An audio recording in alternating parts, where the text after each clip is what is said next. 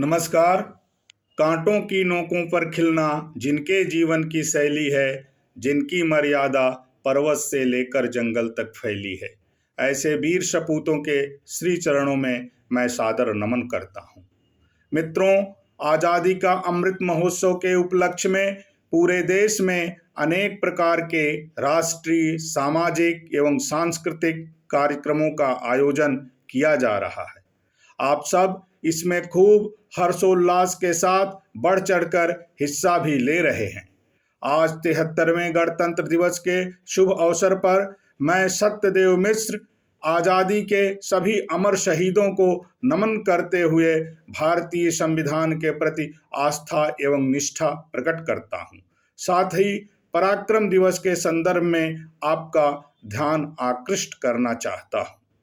मित्रों, नेताजी सुभाष चंद्र बोस की जन्म जयंती 23 जनवरी को पराक्रम दिवस के रूप में मनाया जाना एक गौरव का विषय है। भारत सरकार द्वारा वर्ष 2021 में नेताजी सुभाष चंद्र बोस की 125वीं जयंती से पहले इस दिवस को पराक्रम दिवस के रूप में मनाने की घोषणा की गई थी, जिसका मुख्य उद्देश्य नेताजी के प्रति आदर एवं सम्मान प्रकट करना था। साथ ही भारतीय युवाओं को प्रेरित करना कि कैसे असाधारण परिस्थितियों में भी धैर्य एवं सूझबूझ के द्वारा राष्ट्रहित को सर्वोपरि रखा जा सकता है, देशभक्त की भावना का संचार किया जा सकता है और राष्ट्रहित की रक्षा की जा सकती है। नेताजी का जन्म 23 जनवरी 1897 को उड़ीसा के कटक में हुआ था। उच्च शिक्षा ग्रहण कर आईसीएस की परीक्षा में सफलता प्राप्त करने के उपरांत भी उन्होंने अपने को देश सेवा में समर्पित कर दिया। यद्यपि उनके राजनैतिक गुरु श्री चित्तरंजन दास जी थे, किंतु वे स्वामी विवेकानंद की शिक्षाओं से काफी प्रभावित थे और उन्हें अपना आध्यात्मिक गुरु मानते थे। उन्होंने बिना शर्त स्वराज का समर्थन किया तथा वर्ष 1930 के नमक सत्याग्रह में सक्रिय रूप से भाग लिया और वर्ष 1931 में सविनय अवज्ञा आंदोलन के निलंबन तथा गांधी इरविन समझौते पर हस्ताक्षर करने का विरोध किया। वह 2 बार कांग्रेस के अध्यक्ष पद से चुनाव में विजयी रहे, किंतु गांधी जी के साथ वैचारिक मतभेद के कारण उन्होंने कांग्रेस के अध्यक्ष पद से इस्तीफा दिया और फॉरवर्ड ब्लॉक नाम से नए दल की स्थापना की। जुलाई 1943 में वे जर्मनी से जापान नियंत्रित सिंगापुर पहुंचे, जहां उन्होंने अपना प्रसिद्ध नारा दिल्ली चलो जारी किया और 21 अक्टूबर 1943 को आजाद हिंद सरकार तथा भारतीय राष्ट्रीय सेना आईएनए के गठन की घोषणा की। इनकी संख्या 60,000 के लगभग थी, जिसने वर्ष 1944 में इम्फाल और बर्मा में भारत की सीमा के भीतर मित्र देशों की सेनाओं का मुकाबला किया और 14 अप्रैल 1944 को पहली बार मोइरंग में तिरंगा झंडा फहराया। अंडमान और निकोबार द्वीप समूह भी अंग्रेजों से जीत लिए गए थे, किंतु अनेक विकट परिस्थितियों के कारण आईएनए को पीछे हटना पड़ा। नेताजी सुभाष चंद्र बोस के मन में देश प्रेम, स्वाभिमान और साहस की भावना बचपन से ही बहुत प्रबल थी। वे अंग्रेज शासन का विरोध करने के लिए सदैव उद्यत रहे। उनका मानना था किसी राष्ट्र के लिए स्वाधीनता सर्वोपरि है और इस मूल मंत्र के साथ वे सदैव युवाओं को प्रेरित और उत्साहित करते रहे। भारत की स्वतंत्रता, स्वाभिमान और रक्षा के लिए उन्होंने अपने भाषण में कहा था, विचार व्यक्ति को कार्य करने के लिए धरातल प्रदान करता है।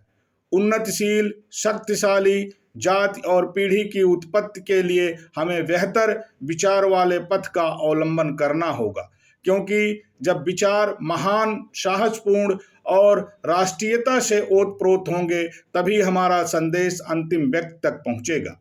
नेताजी ने युवाओं में स्वाधीनता का अर्थ केवल राष्ट्रीय बंधन से मुक्ति नहीं, बल्कि आर्थिक समानता, जाति भेद, राजनीति, सामाजिक अविचार का निराकरण, सांप्रदायिक संकीर्णता त्यागने का विचार मंत्र भी दिया।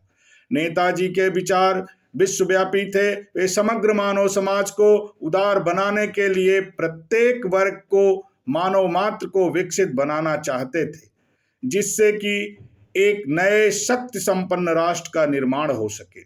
और यह तभी संभव है जब राष्ट्र का प्रत्येक व्यक्ति देश प्रेम की भावना से ओतप्रोत हो।